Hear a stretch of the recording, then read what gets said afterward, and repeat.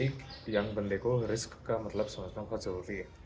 जब भी आप स्टार्टअप करते हो और आप मे बी अभी आप 20-25 की एज के ब्रैकेट में हो और आपको लगता है कि यार मैं अपनी जॉब छोड़ सकता हूँ और मेरे को अभी मेरी कोई फैमिली नहीं है जिसकी मेरे को खुद रिस्पॉन्सिबिलिटी निभानी है।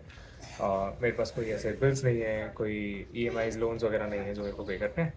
तो मेरा रिस्क प्रोफाइल करंटली लो है और मैं अपनी जॉब छोड़ के 1 साल को 2 साल को एक स्टार्टअप ट्राई कर सकता हूँ या 6 महीने का एक स्टार्टअप ट्राई कर सकता है। और मैंने भी ये चीज़ करी है और मैं आपको एक बार रिस्क प्रॉपर तरीके से समझाना चाहूँगा कि इसमें रिस्क कैसे इन्वॉल्व होता है, if not in the immediate but in the future. Risk समझने के लिए आपको ये देखना पड़ेगा कि जब आप अपनी जॉब छोड़ के आप कोई भी स्टार्टअप या कुछ भी अपना खुद का काम करते हो और मेबी अगर उसका इतना रिज़ल्ट नहीं आता है, फिर then you go back to a job, okay? At that time, how you build up on that risk is that when you hit the ages of 28, 29, 30, right? At that time, your risk, the risk that you took, the debt from that risk accumulates.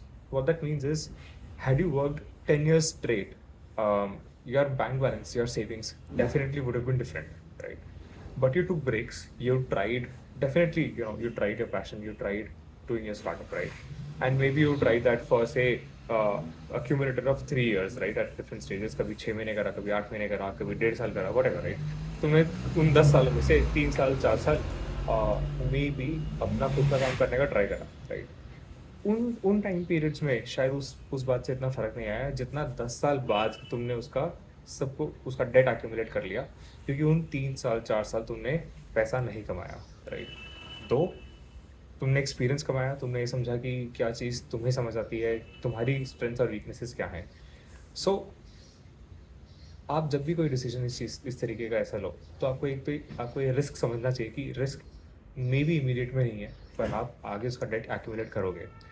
और इस वजह से आप this is not a discouraging factor. आपको ये समझना चाहिए कि जब आप फाइनली ऐसा कोई decision low, even if you don't succeed, at least succeed in taking out learnings, taking out improvements in your self, and at least that would give a lot of meaning to the financial debt that you've accumulated. All the best.